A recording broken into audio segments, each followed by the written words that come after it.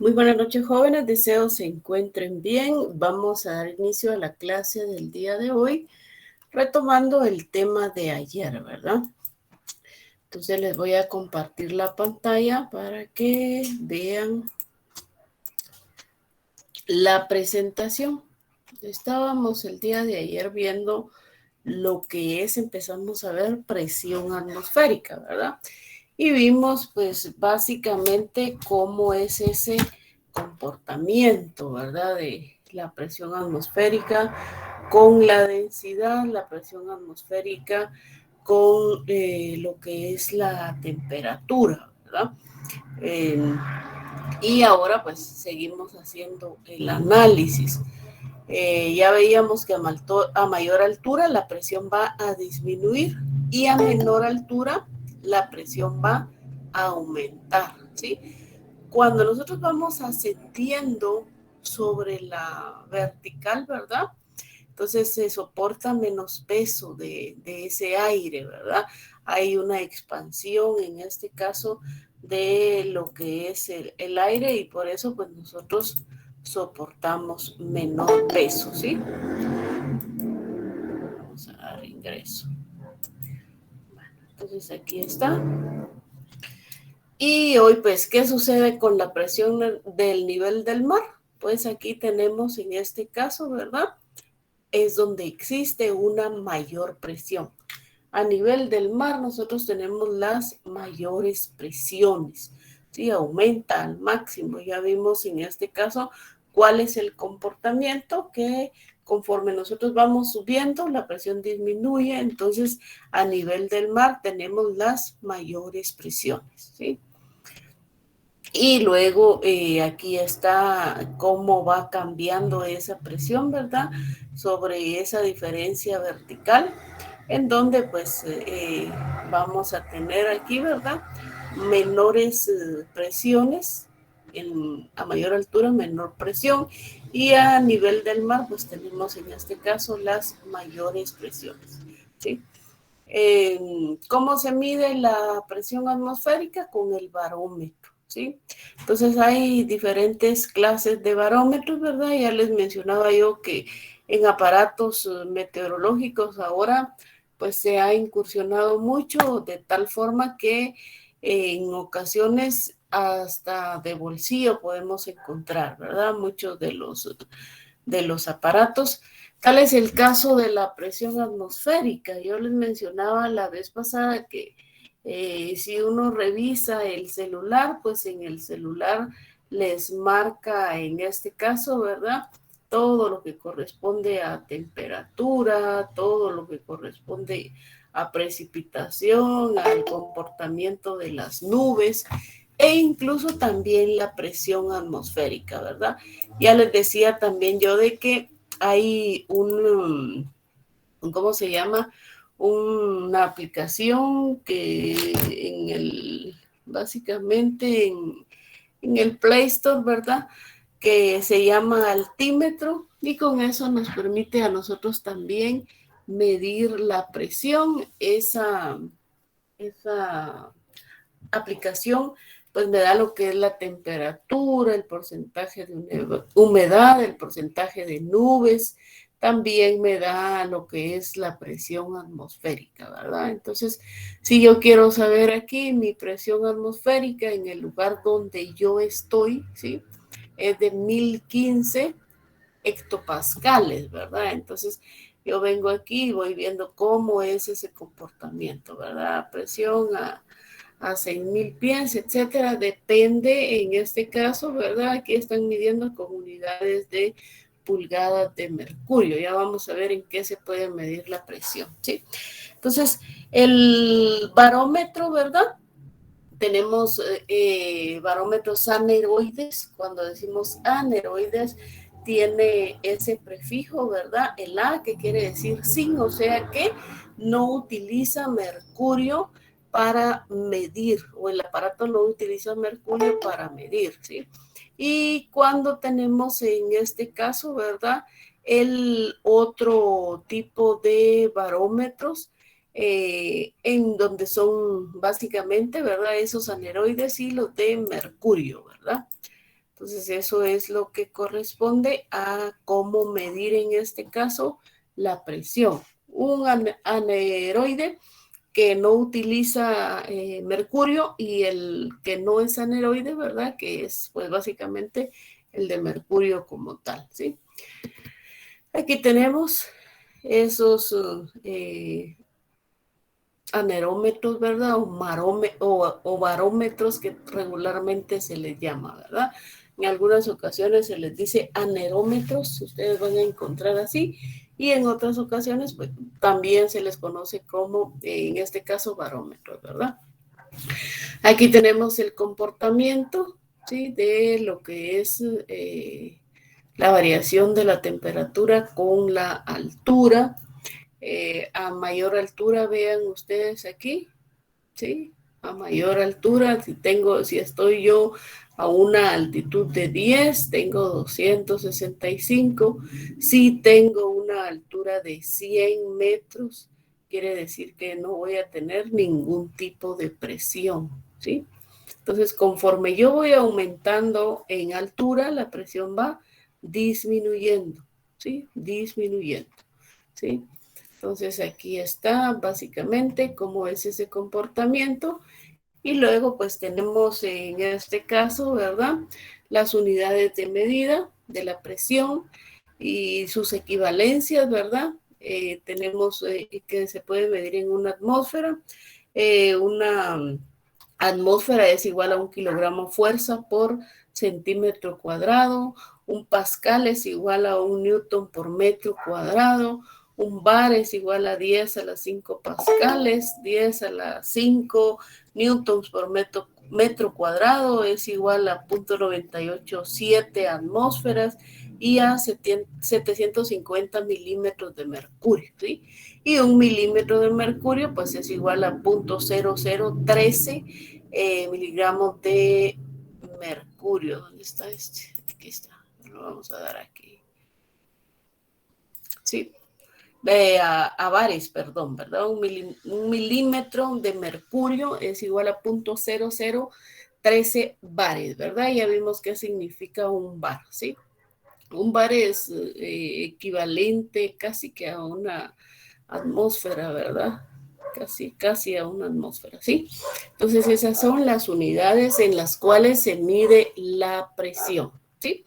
Y con eso pues nosotros damos por terminado lo que es el factor climático de la presión atmosférica, ¿sí?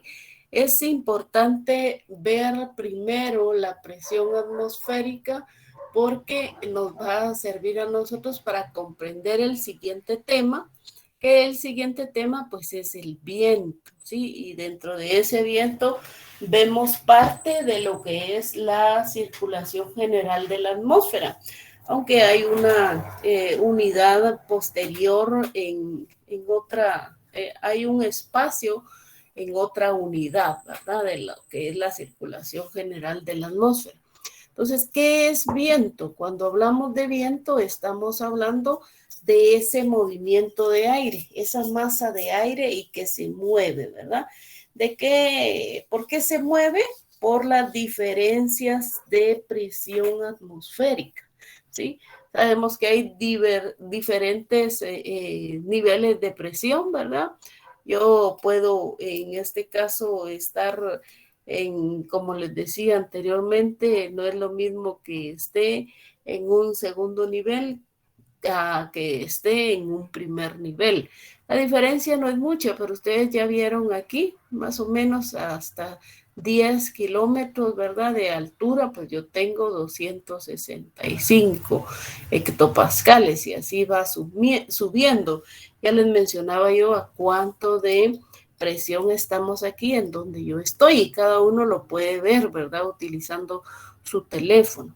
Entonces, esas diferencias de presión, ¿sí? Por ejemplo, debido a que existe una distribución desigual con la radiación solar, aparte de las propiedades térmicas que tiene la Tierra y que tiene el mar, entonces son las encargadas en este caso de que se den esos diferenciales de presión, ¿sí?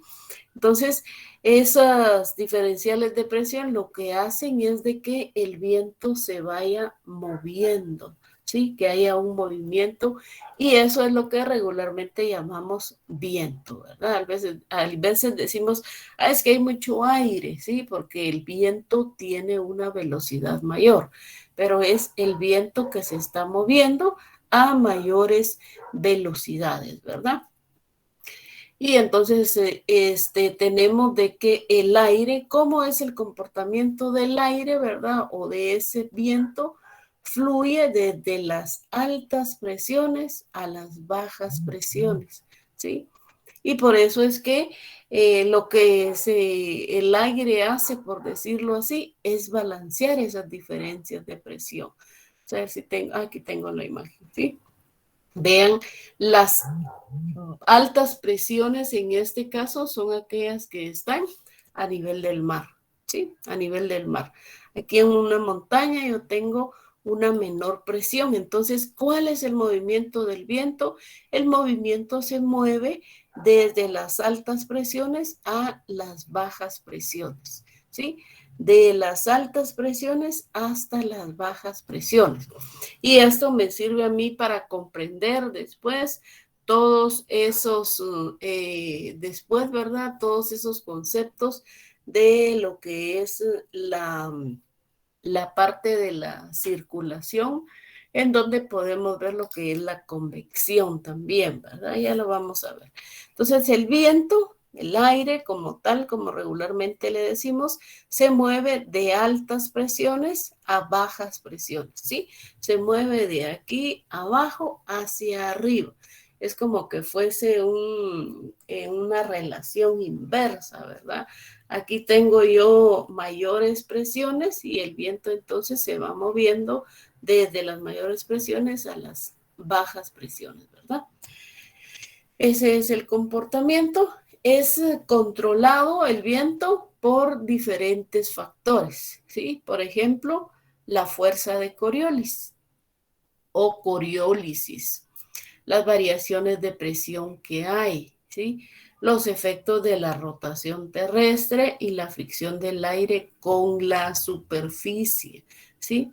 Ustedes de repente han escuchado que, por ejemplo, en el caso de cuando se forma un ciclón, ¿verdad? Necesita varias características. Una de ellas es, en este caso, ¿verdad? Un área bastante grande. O cuando existe un huracán, muchas veces decimos de que no se preocupen que a Guatemala no entra un huracán de frente, aunque ya han entrado. ¿Por qué? Porque estamos llenos de montañas y que al entrar en contacto, porque un huracán se forma en el océano, al entrar en contacto con la superficie terrestre, ahí va perdiendo fuerza, ¿sí?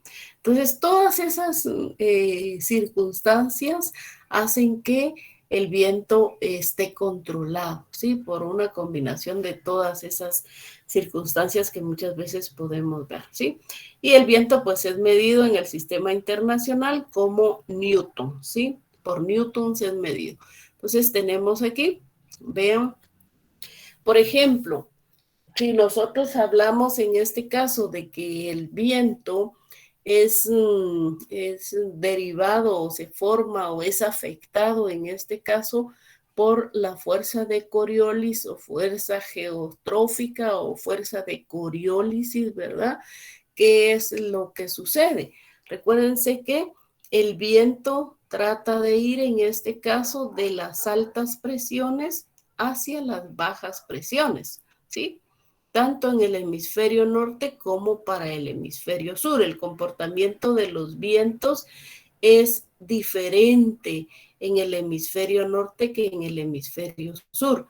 ¿Cómo así? Porque aquí los vientos vienen aquí y toman este movimiento. Tienden a ir hacia, en este caso, al este, ¿verdad? Entonces aquí empieza el movimiento de los vientos aquí y ya vamos a ver más adelante en el documento que ustedes leyeron, está la famosa celda de Halley, de Ferrel y la celda polar. 3 celdas que nosotros tenemos aquí. Entonces, ¿qué es lo que hace el efecto de Coriolis? Ya veíamos días pasados, ¿verdad? En la unidad número 1, que es esa fuerza que hace que la dirección de los vientos cambie, ¿sí? Entonces aquí, como se mueven de una alta a una baja presión, entonces los vientos vienen aquí, se van moviendo y suben hasta lo que son las latitudes más altas, ¿sí?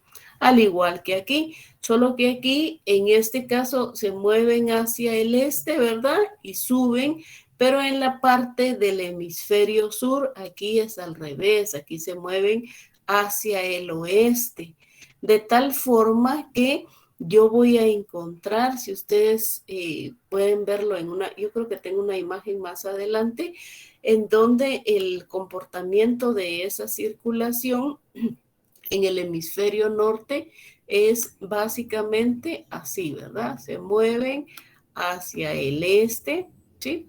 Y en el hemisferio sur, perdón, aquí es norte y aquí es en el hemisferio sur, se mueven hacia el este para acá, y en el hemisferio sur se mueven hacia el oeste, ¿verdad? Aquí, perdón, aquí, hacia el oeste, ¿sí? Entonces tenemos ese comportamiento. ¿Y qué es lo que pasa? Alguien dirá, bueno, pero ¿cuándo se llegan a chocar estos dos? ¿Sí?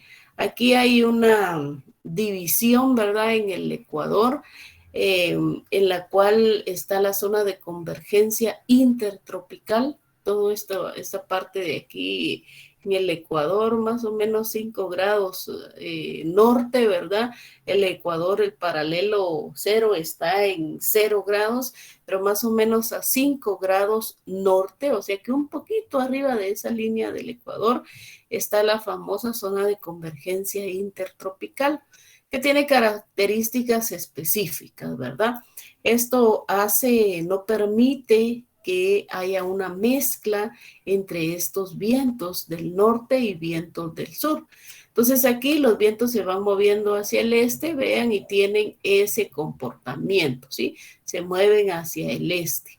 Mientras que estos se mueven hacia el oeste. Ustedes van a ver, de repente hay ahí videos en donde se muestran que tienen un comportamiento alterno, por decirlo así, ¿verdad? Es como que tuviésemos nosotros una serie de tuercas en donde unas se mueven a un lado y las otras se mueven al otro lado, de tal forma que nunca se van a juntar. Alguien diría, bueno, aquí, de hecho, aquí en esta zona intertropical hay un área que se llama zona de calmas ecuatoriales, ¿sí?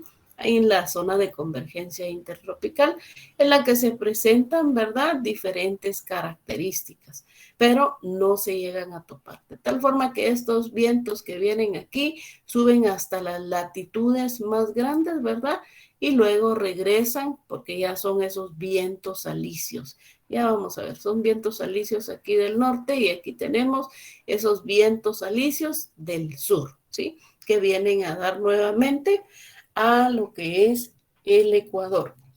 Entonces, eso es lo que hace la fuerza de Coriolis. Desvía, ¿sí? Desvía en este caso esos vientos hacia el este y ese es el comportamiento que se tiene, ¿sí? Luego tenemos las famosas brisas de mar, ¿sí? Regularmente estas brisas de mar son aquellas que se dan próximas a las costas, ¿verdad? A los litorales, al terminar la mañana, ¿sí? Seguramente si alguien ha estado en el mar a esas horas, pues aparte de que siente mucho calor, ¿verdad? Siente que sopla una brisa, ¿sí? Una brisa la cual va a encontrar su mayor punto, ¿verdad? O su intensidad máxima cuando empieza la tardecita, ¿sí? Se siente esa brisa, por eso a muchos les encanta, bueno, hay unos que les gusta estar de que sale el sol, ¿verdad? Ustedes hasta que anochece, pero hay otros que saben de esta brisa de mar que empieza casi al final de la mañana y y empezando la tarde, ¿verdad? Es una brisa muy fresca, ¿sí? Es más intensa cuando el día es cálido, ¿sí? Pero cuando está nuboso, pues es más débil, ¿verdad? Entonces, eso es una brisa de mar, ya la vamos a ver aquí, ¿sí? Esa brisa de mar o brisa marina, ¿verdad? Proviene en este caso del océano, del mar, ¿sí? Y aquí es donde nosotros conjugamos lo que vimos el día de ayer, ¿verdad? ¿Qué es lo que se enfría y que se calienta más rápido? Es la superficie terrestre, ¿sí? ¿Qué es lo que se enfría y se calienta después? Es el mar, ¿sí? Por eso, en este caso, cuando la Tierra al mediano día, ¿verdad? Podemos sentir nosotros que está muy caliente, pero hay una conjugación, ¿verdad? No quiero que confundan el hecho de la brisa marina, porque la brisa marina se da cerca del área del mar, ¿verdad? Pero la tierra permanece caliente, ¿sí? Al mediodía, por ejemplo, ¿verdad? Pero hay un momento en el cual, ¿verdad? Empieza esa brisa marina a correr y lo que va haciendo es ir refrescando, en este caso, la superficie terrestre, ¿sí? ¿Por qué? Porque aquí todavía el mar no está tan caliente, ¿sí? No está tan caliente porque tarda en calentarse, ¿verdad? El mar está regularmente siempre más frío que la tierra. Entonces, y va a costar que se caliente porque por su calor específico, ¿verdad? Entonces empieza esa brisa marina que va del océano hacia la superficie terrestre, ¿verdad? Y luego, pues, por un proceso de convección, ¿verdad? El aire va a ascender, ¿sí? Esa brisa marina, recuérdense que son prácticamente masas de partículas de agua, ¿verdad? De moléculas de agua. Y luego, como ya se encuentra en la parte en donde la Tierra está caliente y como es menos denso, entonces se empieza a ascender, ¿sí? Es menos denso en este caso el agua caliente, ¿verdad? Y empieza a ascender, se forma un aire húmedo y luego con la altura se va enfriando. Ya vimos que conforme vamos subiendo va disminuyendo la altura y luego pues empieza a descender nuevamente, ¿sí? Entonces tenemos en este caso de que el agua caliente es menos densa que el agua fría, ¿verdad? El agua fría es más densa. ¿Por qué? Porque recuérdense que en este caso el agua caliente, las partículas están en movimiento, ¿verdad? Entonces, están en movimiento, mientras que las más densas, pues están como que más unidas esas partículas y se van agregando. Total que son más densas las partículas de agua fría, ¿sí? Entonces, ese es el comportamiento de la brisa marina. Luego tenemos lo que es las brisas de tierra, ¿sí? Estas regularmente pues se dan en el curso de la noche, también en las regiones costeras, ¿verdad? Básicamente aquí es el sentido contrario de la brisa de mar. Si en la brisa de mar veíamos que la brisa se movía del océano a la superficie terrestre, en una brisa, en este caso de tierra, es al revés, ¿sí? Se mueve de la superficie terrestre al océano, ¿sí? Entonces, se da por la noche porque ya vieron ustedes que la brisa de mar pues se da al estar finalizando el mediodía, iniciando la tardecita, ¿verdad? Y luego de eso, pues en la noche se tienen esas famosas brisas de mar, ¿sí? Recuérdense que la tierra se enfría y se calienta más rápido, ¿verdad? Entonces empieza ese enfriamiento nocturno, ¿sí? Ya pasó por el proceso de calentamiento durante el día, ahorita le toca el enfriamiento nocturno, ¿sí? Entonces, ¿qué es lo que pasa? Como en la superficie hay masas de aire caliente porque se estuvieron calentando durante el día, ahora se van a mover hacia lo que es el océano, ¿sí? Hacia lo que es el océano. Entonces aquí tenemos en este caso una brisa de mar cuando se mueve, ¿verdad? Del océano hacia la superficie. Por eso es una brisa de mar. El caso contrario, cuando tenemos una brisa de tierra que se mueve de la superficie terrestre hacia el océano, ¿verdad? Que regularmente sucede en la noche cuando ya empieza a enfriarse, ¿verdad? A enfriarse y empieza a irse, en este caso, ¿verdad? A moverse esas masas de aire, ¿verdad? Y luego pues tenemos aquí una imagen de las dos, ¿verdad? Una brisa de tierra y una brisa de mar. La brisa de mar se mueve de A a B y una brisa de tierra se mueve de B a A, ¿verdad? En el caso de la brisa de mar, pues se da de día y en el caso de la brisa de tierra se da de noche, ¿verdad? Y aquí tenemos otro tipo de viento. Estamos hablando del viento y las brisas son parte de los vientos también. Alguien dirá, no, es que eso es otro factor. No, es el viento el que en este caso hace que se vaya moviendo, ¿verdad? Esas partículas. Tenemos el concepto de un viento catabático, ¿sí? Cuando hablamos de un viento catabático, hablamos de que este tipo de viento se da por las noches, ¿sí? En las noches y regularmente cuando está despejado, ¿sí? Entonces empieza a moverse, en este caso, el viento o el aire de abajo, ¿sí? De abajo hacia arriba, ¿sí? Por eso es catabático, ¿verdad? Que cata significa, ¿verdad? Según los griegos, abajo, y vaiva, el aire, ¿verdad? O sea que el aire se mueve de abajo hacia arriba, ¿sí? El viento catabático. Y ahora vamos a ver. Está aquí, creo yo, ¿sí? Vamos a ver, permítanme ustedes, creo que me confundí aquí. Viento catabático, sí, se mueve, dice, a lo largo de las pendientes, hacia abajo, ¿sí? El viento catabático se mueve hacia abajo. Entonces, sí, ese es, ¿sí? Entonces aquí tenemos el viento catabático, pero aquí lo tenemos de que se mueve, ya, perdón, me confundí, ¿sí?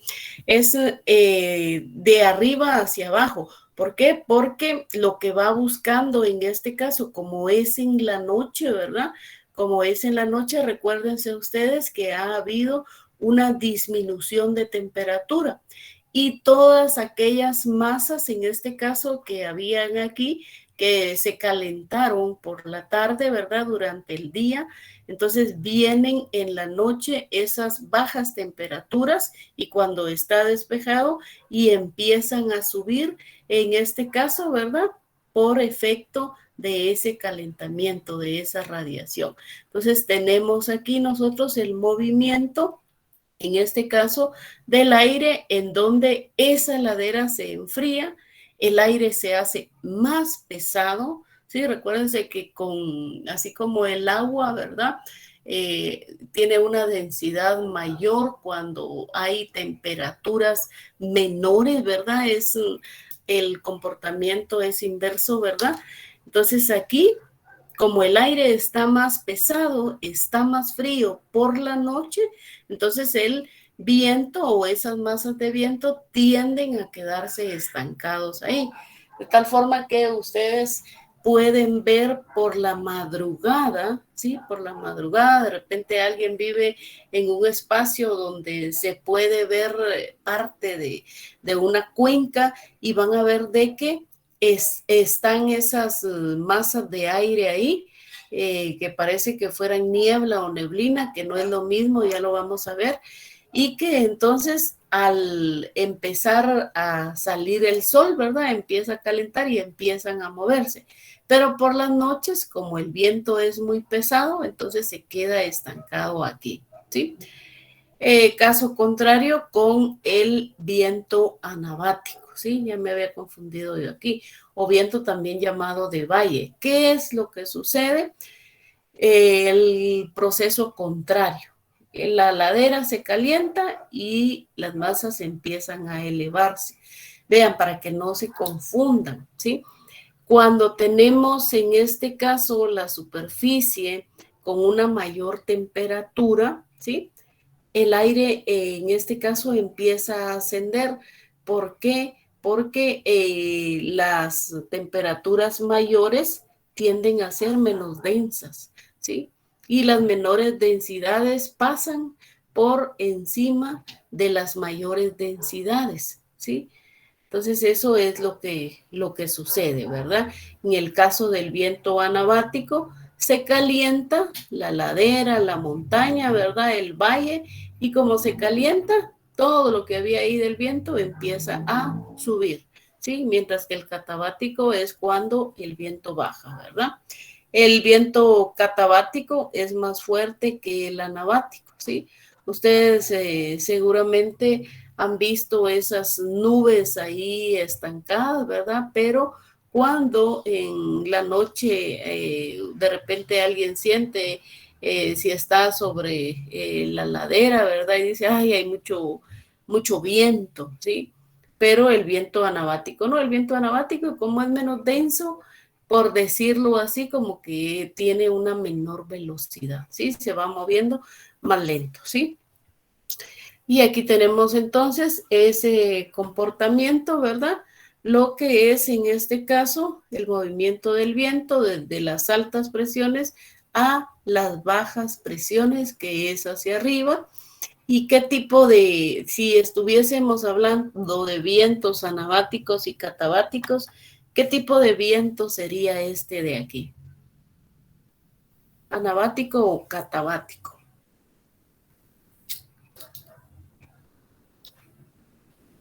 Va de abajo hacia arriba. Catabático. Catabático, dicen por ahí. Gracias. ¿Alguien más?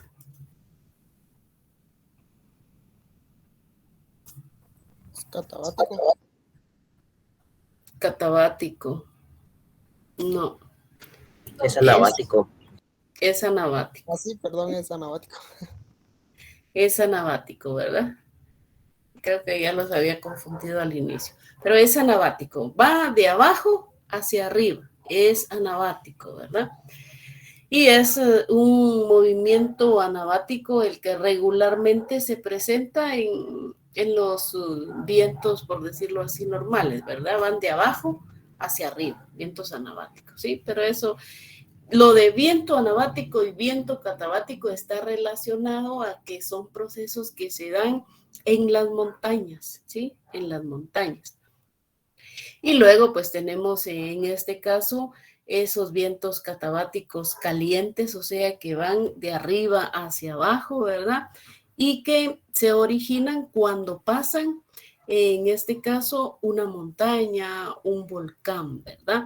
Hay una serie de procesos dinámicos y adiabáticos. Cuando hablamos de adiabáticos, ¿verdad? Estamos hablando de que hay en este caso una transferencia de energía, ¿sí?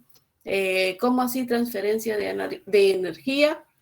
Como son vientos catabáticos calientes, recuérdense que tienen mayores temperaturas, ¿verdad? Entonces lo que sucede es de que puede ser que en algún momento, ¿verdad? Haya una, qué sé yo, una precipitación, por ejemplo, ¿verdad? Pero ya lo vamos a ver ahorita, ¿sí? Entonces existen vientos catabáticos calientes, por ejemplo, el efecto Foehn o el viento Foehn, que ya vamos a ver, el Chinook, los vientos de Santa Ana, el viento Berg o viento del Diablo, el viento Sonda, el Terral, el Puelque, el Raco, que son considerados como vientos catabáticos calientes, ¿sí? Calientes. ¿Por qué calientes? Ahorita vamos a ver el ejemplo de uno. O si no, ustedes si tienen todavía curiosidad, pues váyanse a YouTube y buscan, por ejemplo, el viento catabático Chinook, ¿sí? Entonces ahí les va a salir un video de cómo es ese comportamiento. Yo anteriormente colocaba videos en mis presentaciones, pero al momento de tener videos se me desconfiguraba el PowerPoint, ¿verdad? Entonces, lo que hago a veces es tener los links en la parte de aquí abajo, en donde se escriben notas, ¿verdad? Pero como esos no se ven, a mí se me olvida poder trasladárselos, pero pueden hacer eso, ¿verdad? Ir a buscar. Entonces, tenemos aquí vientos catabáticos fríos, que estos se originan por ese enfriamiento radiativo, ¿sí? Recuérdense que en este caso ese enfriamiento radiativo es cuando pues se va subiendo sobre la vertical, ¿verdad? Entonces existe un enfriamiento en lo que corresponde a esos movimientos, ¿verdad? Verticales que se dan, ¿sí? Por ejemplo, en el punto más alto de una montaña, ¿sí? Ya vamos a ver el caso del catabático de Foehn, ¿verdad? Entonces, se incrementa, en este caso, la densidad con el descenso de la temperatura, ¿sí? Allá arriba, por decirlo así, tenemos nubes que son, ¿se recuerdan cómo era el comportamiento ayer de la densidad, de la temperatura? ¿Será que hay mayores densidades allá arriba o hay menores densidades? ¿Sí? A menor altura dijimos que era mayor presión, ¿verdad? A mayor temperatura tenemos mayor presión. A mayor presión tenemos en este caso mayores densidades, ¿sí? Mayores densidades. Entonces, si tenemos a mayor altura, mayor presión, mayor o menor presión, ¿qué creen ustedes? ¿Se recuerdan? Si tenemos mayor altura, habrá menor presión. No, ajá, es inversamente, ¿verdad? Ahora bien, si tenemos en este caso a mayor temperatura, tenemos mayor presión, ¿sí? Si tenemos mayor presión, tenemos mayor densidad, ¿sí? Entonces, de tal forma que donde tenemos zonas de mayores presiones, también tenemos zonas de mayores densidades, ¿sí? Mayor densidad. Entonces, como la densidad del aire en este caso va a incrementarse con ese descenso de la temperatura, entonces ese aire va a fluir hacia abajo y lo que hace es de que se va a calentar, ¿sí? Y en ese proceso de cuando viene hacia abajo se da una transferencia de energía, que es ese proceso adiabático, ¿verdad? Sigue permaneciendo frío, pero ahora ya no lleva, en este caso, la misma cantidad de partículas que llevaba, ¿sí? Entonces lo vamos a ver aquí. Tenemos aquí tenemos vientos adiabáticos y catabáticos, ¿verdad? Eh, Vamos a ver el efecto Foehn, ¿sí? Cuando hablamos del efecto Foehn, hay un video muy bonito también en YouTube, ¿verdad? Es un tipo de viento que se va moviendo y encuentra una montaña, un volcán, ¿verdad? Entonces, ¿qué es lo que pasa con ese viento, con esa masa de aire, ¿verdad? Es obligado a subir más, ¿sí? Y se enfría, en este caso, adiabáticamente. Va compartiendo, en este caso, energía, ¿sí? Si la humedad es suficiente en lo que él va subiendo, entonces ese vapor de agua que lleva se puede condensar, ¿sí? Y si la temperatura lo permite, en este caso, se pueden formar cristales de hielo, ¿sí? Puede ser que se forme granizo, etcétera, de un viento. Pero si no se llega a la temperatura, entonces puede ser que haya precipitación, ¿sí? Entonces, durante esa formación de la nube, en este caso hay calor que se libera, ¿sí? y hay parte que en este caso al subir, ¿verdad? Se enfría y que puede constituir en este caso una precipitación. Aquí lo vamos a ver mejor. Vean, aquí está esa masa de aire húmedo que va subiendo cuando encuentra esta barrera, una montaña, un volcán, ¿verdad? Es obligado a subir más, ¿sí? Entonces, aquí, en este caso, ¿verdad? Sucede un proceso en el cual empieza a liberar energía. Hay un nivel en el cual se está, por decirlo, a 0 grados centígrados, ¿verdad? A una altura, y que si esta masa de vapor de agua llega hasta ese nivel, entonces puede condensarse, ¿sí? Pero en este proceso que está aquí, también puede que precipite, ¿sí? Precipita de este lado de aquí, vean, de este lado de aquí precipita, es ese proceso adiabático que se da.